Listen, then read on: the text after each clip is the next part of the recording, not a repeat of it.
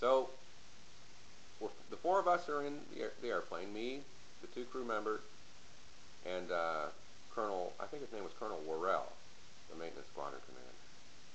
And we took off, and that was benign. I knew the maneuver that we were going to have to do to put that skin panel under the most stress. The maneuver was called a maximum yaw.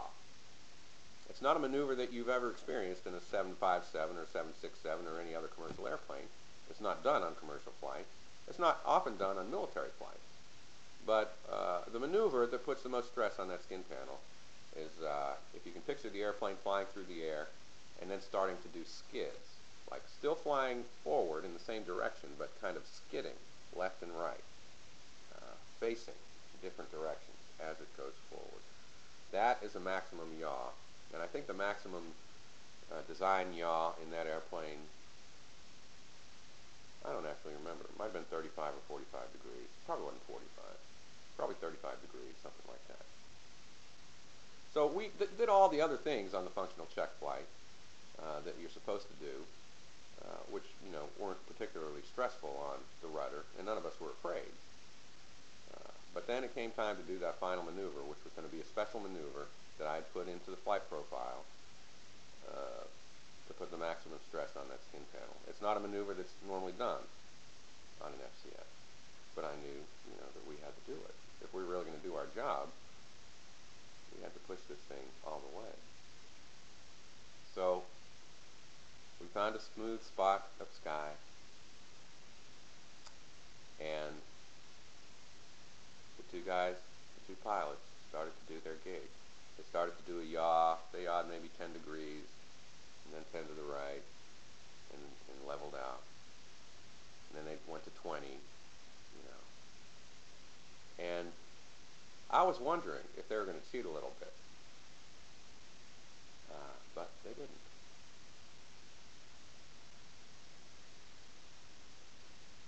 They really earned my respect. I mean, it was cold and brave, the thing they did. But then they pushed it to 30 degrees, and the airplane's making all sorts of noise. The airplane isn't used to this. And it's groaning and straining, and you can hear it, and you can feel the vibration. And then finally, they completed the 30-degree maneuvers, and then they did the 35 degrees. And we were all very frightened. Because if that thing had peeled off, we were dead. There was nothing any of us could have done. But they pushed it to 35 degrees to the left, and then 35 degrees to the right, and then just to make sure, they did it again. 35 degrees to the left, 35 degrees to the right, and the skin panel stayed on the airplane. And the high, we didn't like high five in the cockpit because the colonel was there.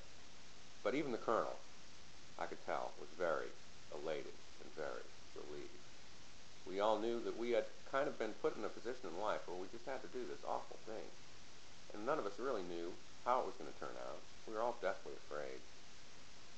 But we did it anyway. And we all felt, it was like after that we were all like combat buddies or something. Whenever the colonel saw me, he was especially happy to see me. And whenever I saw him, it was the same. And the two crew guys, the pilot and co-pilot, were kind of the same way with me. We shared something really scary and got through it together. And it was a nice thing. And as far as I'm concerned, the reason it was a nice thing for me is because after doing that shameful thing from my tour to Clark Air Base, I felt like I had permission to erase that. I felt like I had permission to forget about that. I may have done, or not have done, one thing that I was supposed to, but I feel like I also did one extra special thing, which nobody could have expected me to. And so the score was even, and I could live the rest of my life without shame. So that's the story that Richard Venus told in front of a Unitarian congregation. And that's the story I leave with you.